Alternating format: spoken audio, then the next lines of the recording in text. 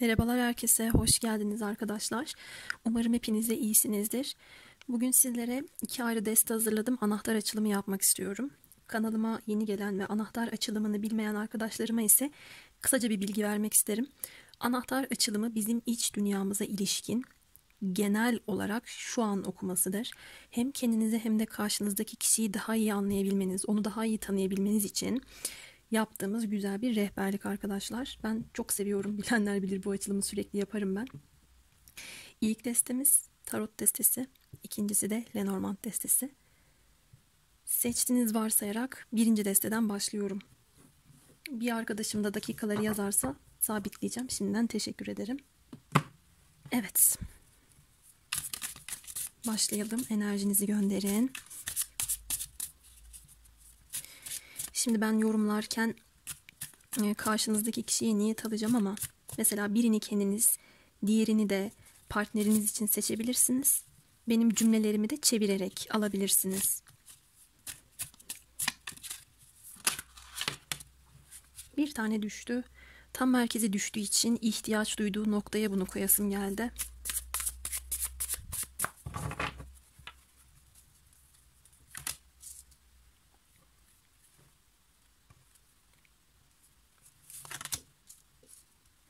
Aslında gözümle tutmuştum ama son anda karışıverdi araya. Doğruyu seçtiğimi düşünüyorum. Burası sezinsel algılayış noktası. Kaçtı kart destenin içine.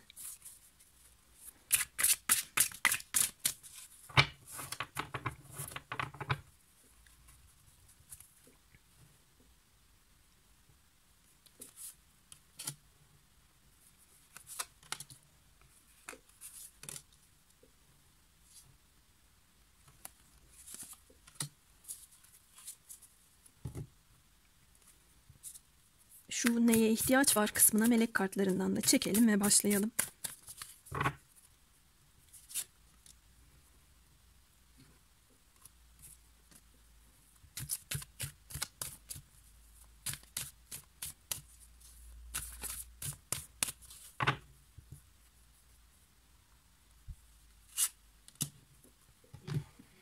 Evet, bakalım bu kişinin içinde bastırdığı, baskıladığı duygu neymiş ya da düşünce. İçme isteği, barlara gitme, kafa dağıtma isteği. Biraz böyle aylaklık geliyor. Dünyevi zevkler olabilir. Ya da bakın burada bu kişi dünyanın bu kişinin omuzlarına yüklediği bütün sıkıntılardan ve sorunlardan bir nebze de olsa kurtulabilmek için kendini başka yerlere atmış olarak gözükmekte. Aslında bu kişinin tutkuyla istediği bir şey var. Bunu görüyorum. Ve bunu iç dünyasında bastırıyor. Sabırsız olabilir. Hayatında değişik maceralar yaşamak istiyor olabilir. Bunları yapamıyor olabilir. Sabırsızlığından ötürü evet şimdi ben bunları yapacağım ama atıyorum 2 ay sonra, 3 ay sonra ben o zamana kadar nasıl dayanacağım diyebilir. Böyle bir yapıda geldi. Öte taraftan hayatında, çevresinde, ilişkisinde sıkıntılar, sorunlar olabilir. Bu sıkıntıları ve sorunları çok iç dünyasında ben bastırdığını görmüyorum ama def etmeye çalışıyor ya da üstesinden gelme yöntemini kendini dışarıya atarak bulmaya çalışıyor. Bu bana biraz halının altına süpürme yöntemi gibi geldi. Ayrıyeten bu kişinin hayatında bir düzensizlik, bir karışıklık olabilir. Bu karta baktığımda dikkatimi çeken şey şu oldu arkadaşlar. Burada bu kadar çok figür var. Ama şu arkadaki düzenli bir şekilde üst üste konulmuş tabaklar dikkatimi çekti. Bu kişinin de böyle kafası çok dağınık. Bakın bir sürü. Bilmiyorum, saçları bana çok dağınık geldi. Bu kişinin kafasını dağıtan ya da hayatındaki karışıklıkları sembolize ediyor olabilir. Arkadaki düzen, arkadaki tertip. Bu kişi o düzene ve tertibe ihtiyaç duymasına rağmen ona bir yerde arkasında dönüyor olarak algıladım. Bu kart bana bunu yansıttı. İhtiyaç duyduğu şey hayatına bir düzen gelmesi. Ama bu kişi biraz başını belaya sokmaya alışık bir kişi olduğu için hayatına nasıl düzen getireceğini bilemiyor. Bilemediği için belki de kendisine anlık rahatlatabileceği yerlere attığını görüyorum. Evet. Burası benim komiğime gitti yani. Ek bir kart seçme ihtiyacında mıyım? Şurayı da açtıktan sonra belki olurum. Şu anda değilim. Peki sezinsel noktasına bakalım. İçeriye kaçmıştı. Ve mantıksal noktaya bakalım. Çok fazla duygusal haz geliyor. Ben hissettiğimi söyleyeyim size. Bu kişi içinde size dair çok büyük bir haz, arzu duygusunu bastırıyor. Henüz yaşayamadığınız şeyler varsa bunu yaşamanın yöntemlerini, yollarını aramaya çalışıyor. Fakat bunu yaparken sabırsız ve ani davranışlar, dürtüsel davranışlar sergilediği için sonradan sıkıntıya girebildiğini görüyorum. Gençliğin ve o belki de toyluk diyebileceğim enerjinin verdiği durumlarla beraber hatalar yapıyor. Aslında bastırdığı enerjide hata yapmamak için kendisini bilerek sabırlı noktada tutuyor diyemiyorum. Şöyle yapabilir. Hatayı yapıyor. Sonra gidiyor içiyor. Ya da aklı başına sonradan geliyor. Ben burada bastırılmış bir enerji görmüyorum. Tam tersi. Bu kişi enerjisini bastırmıyor. Biraz bastırsa iyi olur belki de. Çok ateş elementi geldiği için bir anda harlanıp bir anda eyleme geçiyor olabilir. Sonrasında düşünüyor olabilir. Kafasına sonradan dank ediyor olabilir. Bir dakika ya ben orada ne yaptım acaba diye. Ona o esnada mantıklı geliyor ama mantıklı gibi değil. Çok fazla mutfak teması dikkatimi çekti. Bu kişinin işi de olabilir. Ya da şu anda stresli bir biçimde düşündüğü, endişe ettiği durum, mutfak masrafları vesaire bir şeyler de olabilir. Bunları da değerlendirdiğini görüyorum. Aslında genel çerçevede hayatında kaos var. Diğer bir taraftan ben bu kişinin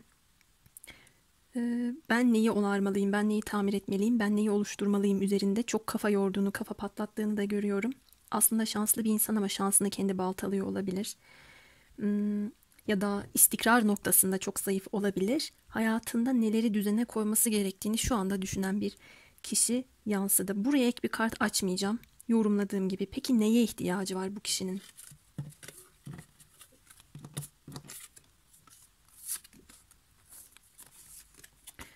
Fazla dürtüsel, fazla ani olduğu için sezgilerini dinlemeye ihtiyacı var. Hemen şuradaki ay küremi almak istiyorum. Bakın burada da bir küre var. Ve kürenin içinde çalkantılı bir deniz. Ay da bizim duygularımızı temsil ettiği için duygularını eline alıp duygularına bir bakması lazım. Gerekli rehberlik iç dünyasında. Fakat bu kişi çareyi dışarılarda belki orada burada bulmaya çalıştığı için ya da kendi alıştığı düzende çok dikiş tuttuğunu göremediğim ama idareten de olsa bu da hadi benim için bir çözüm olsun dediği şeylerde bulduğu için o onun adına çözüm olamıyor. Ben bunu görüyorum. Sezgilerine odaklanması lazım. Aslında sezgileri fiziksel olarak da şimdi fiziksel kısma da bakacağım. Burada fiziksel yazıyor. Aslında sezgileri ona fiziksel olarak da mesaj veriyor. Şu kart bize hayal gücünden, hayal dünyasından ve kafadan bahseder. Kafasında kurduğu şeyler onun bedenine güzel yansımıyor olabilir. Mesela çok düşünmenin verdiği bir stres. Fiziksel olarak bir yerinde patlak veriyor olabilir. Hislerine kulak vermediği için ya da böyle kendince bir geçiştirme yöntem bulduğu için sonrasında sıkıntı yaşıyor olabilir. Hayatını aydınlatacak ateşi doğru kullanamadığını görüyorum. Ve ihtiyaç duyduğu şeylerden biri de kendi hayatına dokunacak güzel bir durum. Kendini karanlıklarda hissettiğinde ya da hayal kırıklığına uğrayacakmış gibi olduğunda bir ışık yansın. O benim için çözüm olsun. Ya da birisi gelsin bana bu anlamda bir yardım etsin dediğini görmekteyim. Burada ne duygusal bir konu çıkıyor ne de kariyer konusu çıkıyor. Her şeyin iç içe olduğunu da görüyorum baktığımda. Yalnız bu kişinin yaptığı bir hata var. Bu kişi ani bir insan. Anilikten kaynaklı sıkıntılar ve sorunlar yaşıyor. Ve bunu da şu anda düşündüğünü görmekteyim. İçinde bastırıp baskıladığı enerjiyi şu şekilde de ele alabilirim. Geçiştirme yöntem bulduğundan bahsetmiştim size. Bunu da şöyle yapıyor olabilir. Evet ben şu anda bu hayatımdaki sorunları düşüneceğim. Bunun üzerine eğilim göstereceğim. Ama bir ay sonra. Şimdilik böyle olsun. Sonra elime alırım. Sonra bakacağım ya, tamam zaten. Şuradaki karlı dağları eritecek meşaleyi ateşe tutup yakacağım diyor. Burada belki biraz daha cinsel bir yorum olabilir ama burada kıvama gelmiş bir krem şanti olduğu için sizi de bir anlamda böyle hayal etmek istiyor olabilir arkadaşlar. Ben onu nasıl kıvama getireceğim gibi. Bunu da görmekteyim burada baktığımda. Şimdi bedene bakalım. Beden noktasında hani size dedim ya şurada fiziksel kelimesi geçiyor diye. Vücudu ona çok tepki veriyor. Vücudunda ağrılar olabilir. Gözleri ağrıyor olabilir. Bel, boyun, sırt, omurga ağrısı yaşıyor olabilir. Çünkü burada hayatın sorumluluklarını çok fazla üstlenmenin, çok fazla yüklenmenin verdiği bir yoğunluk, bir ağırlık var. Bu kişi biraz özgürlüğüne düşkün ve kendi kafasına göre yaşayan bir karakter olduğu için o kadar fazla sorumluluğu olmasa da ona sanki çok fazla sorumluluğu varmış gibi de gelebilir. Ben daha çok hayallerimi yaşamak istiyorum, kafama göre davranmak istiyorum diyebilir. Bu sebepten de kendisini ağır hissediyor bedenen. Tamam, ben gemimi içindeki malzemelerle beraber kıyıya yaklaştıracağım. Bunu yapacağım da hele şu bir olsun, hele şu bir geçsin. Ya da bu olana kadar ben üzerimde bir baskı hissedeceğim dediğini görüyorum ki zaten hissediyor da.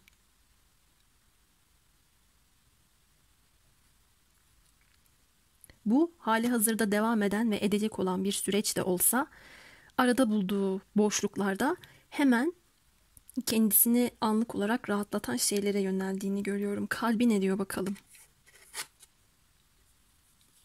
Input. Giriş noktası. Şurada giriş yazıyor arkadaşlar. Kalbi ona hayatında girmesi ya da çıkması gereken yolu gösteriyor. Fırsatları değerlendirmesiyle ilgili olan durumunda aslında bir yerde kendi eline bağlı olduğunu da gösteriyor.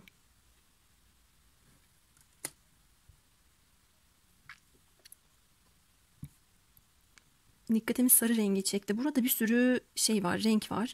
Ama dikkatimi çeken renk sarı oldu benim. Zaten bu açılımda ateş burcu çok geldi. Sarı renkte güneş sinir ağı çakramızı bize verir. Burada da bir ateş temamız var. Güneş sinir ağı çakrası bu kişide dengesiz çalışıyor olabilir. Eleştirilmeye aşırı derecede duyarlılık, egoistlik, çabuk öfkelenme, aniden bir hararetlenme durumları söz konusu olabilir. Ya da hayatında karar alması, irade göstermesi, otoritesini ortaya koyması gereken noktada gerekli kararları alamama, çözüm bulamama gibi problemler yaratabilir. Böyle durumlarda sıkıntı hissettiğini görüyorum. Ayrıca da kaderinde belli başlı şeylerde güzellik yaşamak istiyorsa şansını tamamen akışa bırakmaması da lazım. Artık o giriş yolu, giriş kapısı ya da ne bileyim çıkış yolu olarak ona gösterilen noktada bir çözüm bulması lazım. Bu onun elinde. Peki gelelim. Bu arada bir yenilik var. Benlik noktasına bu kişinin. Benlik noktasına da mutlulukla mutsuzluğu aynı anda yaşadığını görmekteyim. Yaşayamadığı şeylere karşı biraz kırgınlığı var, küskünlüğü var. Ama önünde de onun eğer bir seçim yaparsa güzel şeyler bekliyor. Değerini, kıymetini bilemediği şeyleri de kaybetmiş olabilir. Bu onun benliğini, benlik duygusunu güçlendirmede önemli bir yapı taşı. Bu açılımda çok el figürleri dikkatimi çekmekte. Bu kişi de aynı zamanda ellerini çok kullanarak bir iş yapıyor olabilir.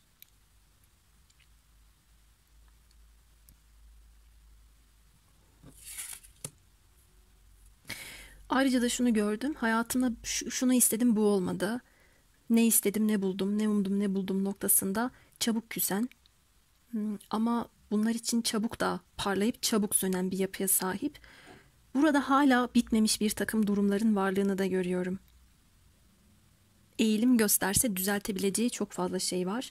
Ama bakalım kendisi sürecin sonunda neyi fark edecekmiş. Of, ölüm kartı geldi. Bir dönüşüm.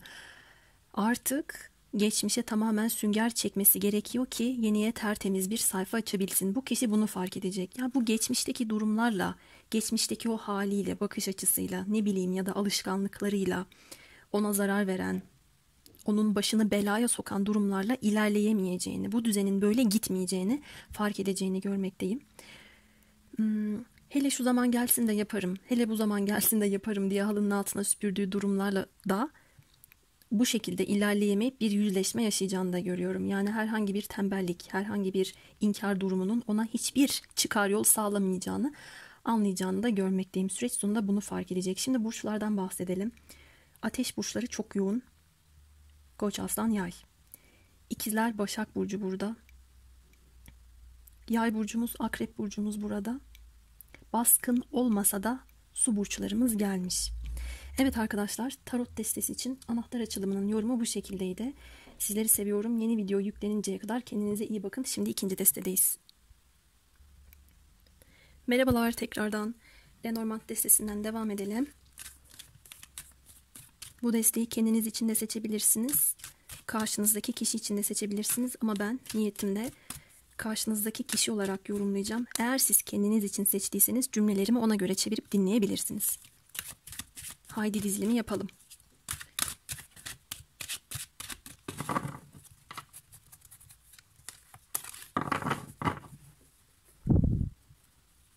Bunu şuraya koyacağım. İlginç. İki destede de ilk neye ihtiyaç var? Dördüncü kısma kartı koydum. Daha doğrusu ilkinde buraya düşmüştü. Yine buradan başladım.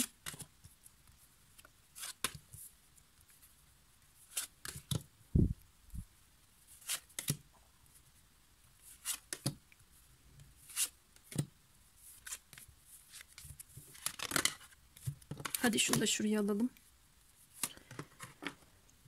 Evet.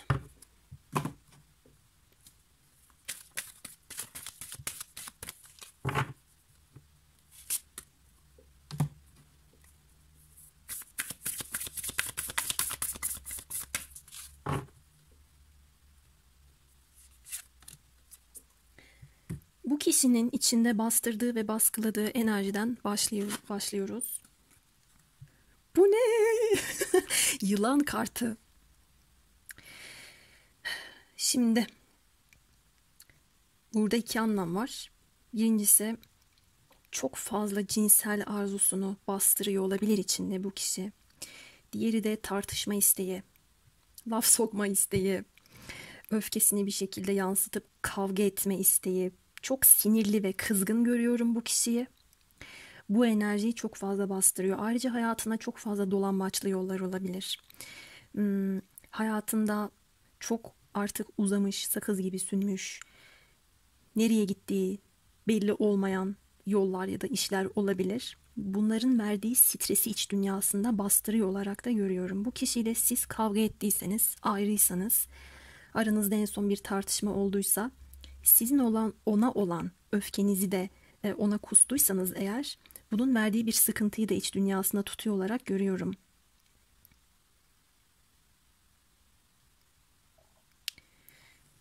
Dikkatim buradaki şey çekti. Buradaki ağaç dalı. Ya o kadar kısa ki yılan ondan çok daha uzun. Şöyle yorumlayasım geldi benim bunu. Ağaç bize sağlamlık ve köklenmeden bahseder ya hani arkadaşlar. Hani bu ağacın üst kısmı yok. Hatta gövdesinin bir kısmı da yok. Sadece böyle dalcık diyebileceğim bir noktaya yılanın kuyruğu sarılmış. Bir ihanet, bir aldatma, bir aileye ya da duygulara verilen bir zarar tarzında durumu da içinde bastırdığını görüyorum ben bu kişinin baktığımda. Ona göre köklü olan ya da köklü zannettiği bir durumun sıkıntısını yaşıyor. Ben buraya daha fazla yorum getiririm ama şu iki kısmı da açtıktan sonra devam etmek istiyorum. Burayla bağdaştırmak istiyorum. Sezinsel olarak algıladığı ve mantıksal olarak algıladığı noktaya bakalım. Bir evle, bir hane ile ilgili bir gündem var. Evde tartışmalar ya da evle ilgili olan bir durumun ya da bir hayalin ya da bir olasılığın iptal olması. Evle ilgili bir durumda bir engel hissetmesi bu kişinin. Ya da sağlamlık diyebileceğim bir durumda bir sıkıntı görmekteyim. Bakın burada da bir sürü ağaç var. Diyelim ki buradaki ağaçların birinde bu yılan gizli.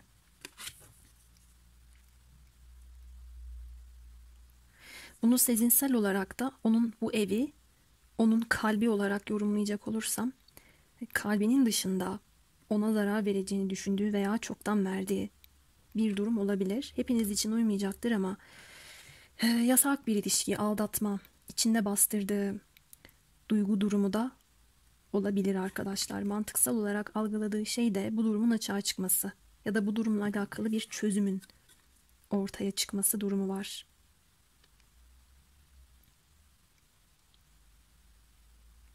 Bu kişide çok fazla engel geliyor. Her ne kadar bu kartta çok azıcığı resmedildiyse de şurada bir dağ var. Dağın arkasından güneş doğuyor ve şurada hala bulutlar var. Bütün bu engellerin, bütün bu sıkıntıların ardından doğacak bir güneş var ya da bu kişi zaten güneş bize eril enerjiyi verir, mantıklı bir çözüm bulmayı sunar. Mantık kısmındayız burada da. Bu kişi bunu bulacağını düşünüyor ama zeki olmalı. Mesela bir düşmanı da olabilir. Hanesinin dışında. En az kendisi kadar zeki. Ne kadar çok yönlü geldi değil mi arkadaşlar? Kendinize uyana alın. Sadece ilişki bazlı yorumlayıp geçmek istemiyorum. Çünkü çok detay var.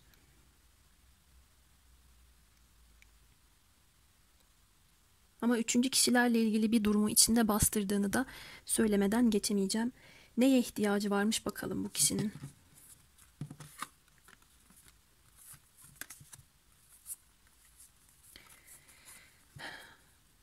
Kesme biçme anlamına gelen, temizlik anlamına gelen tırpan kartımızla çakra temizliği kartımız gelmiş. Bu kişi hayatında ona zarar veren her ne varsa onları bir güzel temizlemeli.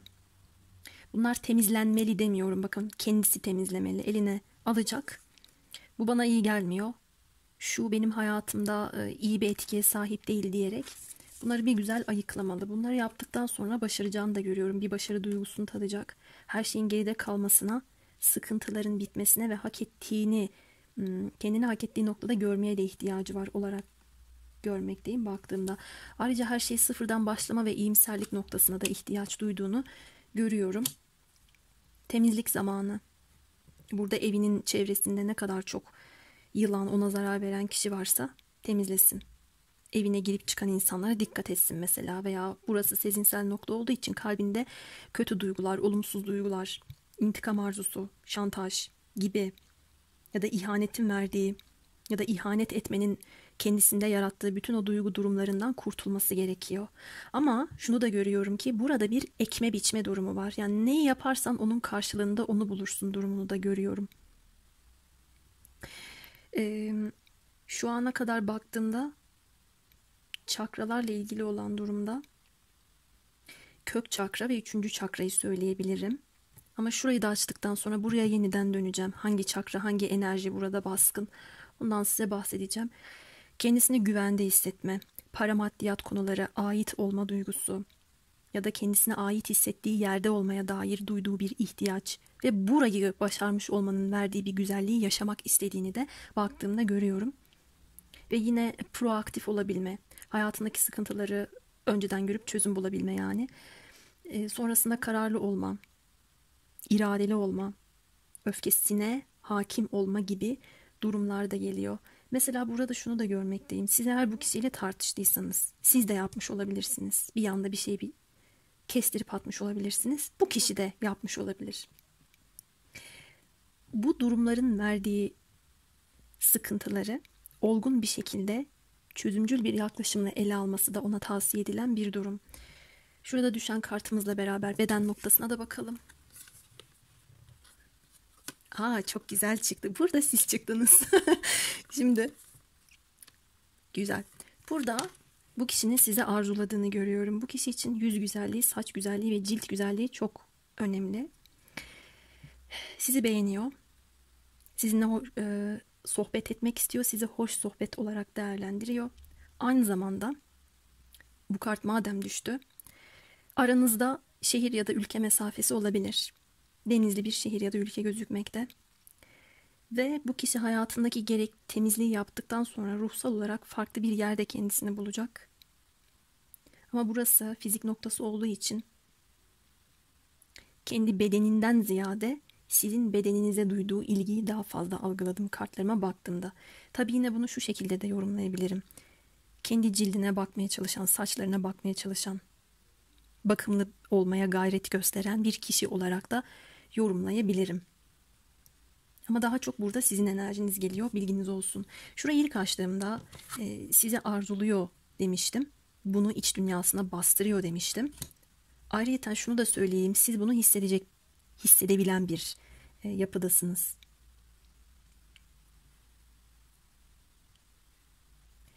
Bu kişi beden noktasında da sabit değil. Sürekli kendisini farklı noktalarda görmek isteyen bir insan, farklı kültürler keşfetmek isteyen, yerinde duramayan, gezmek isteyen bir insan olabilir.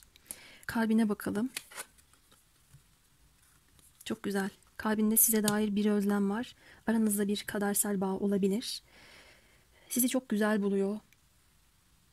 Daha spesifik bir yorum olacak ama böyle çok sayıda benleriniz ya da çilleriniz varsa bunu çok doğal güzel olarak da karşıladığını görüyorum. Bu şekilde bulduğunu görüyorum. Çok ilginç. Şurada da bir sandal gemi var bakın. Bu buraya gidiyor, bu buraya gidiyor. Yani kalbi beden noktasına gidiyor, bedeni kalp noktasına gidiyor. Burada bir buluşma söz konusu gibi bir durum var. Gece vakitlerinde özellikle de ben bu kişinin sizi çok hayal ettiğini ve düşündüğünü görüyorum. Ama bu açılım çok enteresan, çok karışık.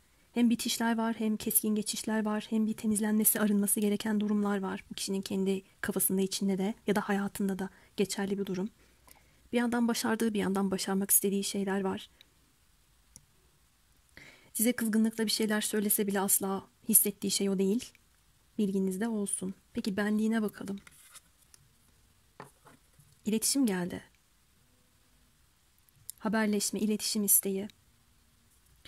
En sonki kurduğunuz iletişim vasat idiyse, böyle bu ne ya dediyse eğer ya da size dedirttiyse, hala söylemeye ihtiyaç duyduğu şeyleri görmekteyim. Ben bu ikinci destede neyi hissettim biliyor musunuz? Bu kişi ne kadar sivri dilli konuşursa konuşsun, arka planda o kadar büyük bir ilgisi ya da size verdiği değeri var. Garip.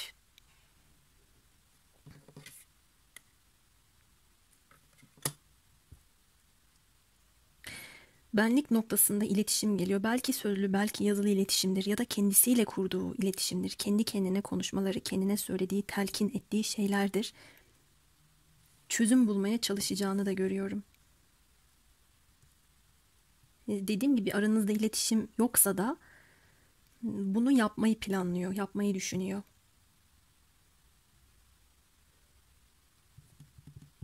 Bunu benlikte nasıl yorumlayabiliriz başka?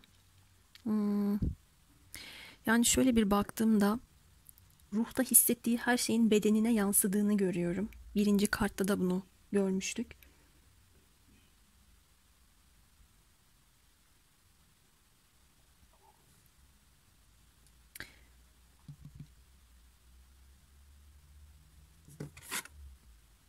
Şunu da diyesim geldi.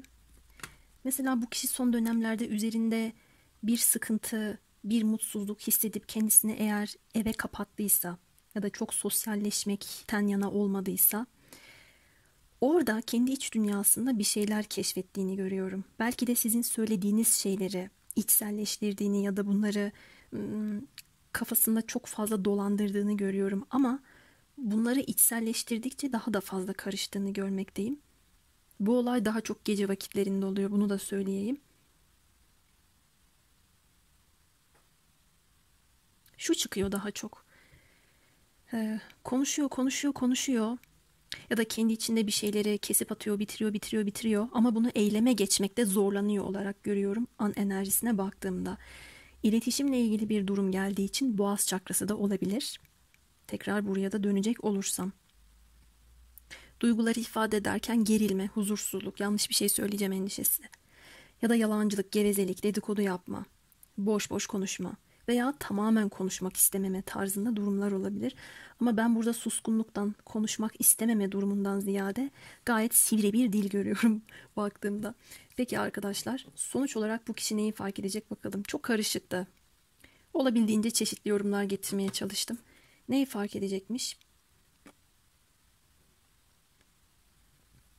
Bu kişinin bahar sonu ya da yaz aylarında hayatında bir netlik ve aydınlanma olacak. Mesela burada sosyalliği artabilir. Kendisini çok seminerlerde, toplantılarda ya da çeşitli organizasyonlarda görebilir. Ben bu kişiye yalnızlığın hiç iyi geldiğini görmüyorum. Bu kişi yalnız olduğunda kafayı yiyen bir insan. Bu kişi sosyalleşmeli.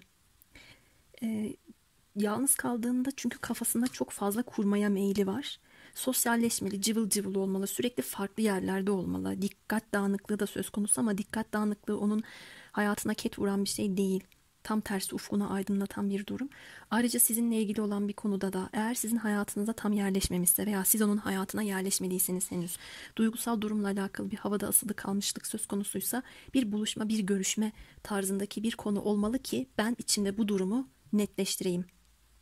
Ya da sıkıntıları, sorunları kesip attığıma dair emin olayım diyeceğini görüyorum. Şu da olabilir. Ben bu hayatımda bana sıkıntı yaratan yılanlar ya da benim hayatıma burnunu sokan, bana karışan kişileri temizledikten sonra şöyle bir oh be deyip bir tatile çıkayım ya da kafamı dağıtacak bir şeyler yapayım.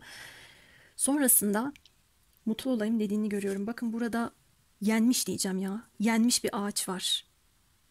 Ya doğru düzgün gövdesi bile kalmamış. Bakın farkındalık noktasındaki ağaç nasıl kuvvetli. İşte bunları temizledikten sonra ağacı tekrar kuvvetlenecek ve yeşerecek olarak da görüyorum. Güzel. Bu kişinin bir temizlik yapması lazım. Bu yılanlar onun iç dünyasındaki yılanlarsa tamamen sizden bağımsız da olabilir ya da başkalarından bağımsız da olabilir. Bu kişinin içinde bir yılan yaşıyor olabilir. Kendisi büyütmüş olabilir. Yılanın başını küçükken ezmek yerine. Bunu yok edebilir arkadaşlar. Mesela buradaki tırpanla bu yılanı kesebilir, öldürebilir. Böyle bir durumda söz konusu. Gerekli temizliğini yapmak bu kişiye bağlı. Şimdi burçlardan bahsedelim.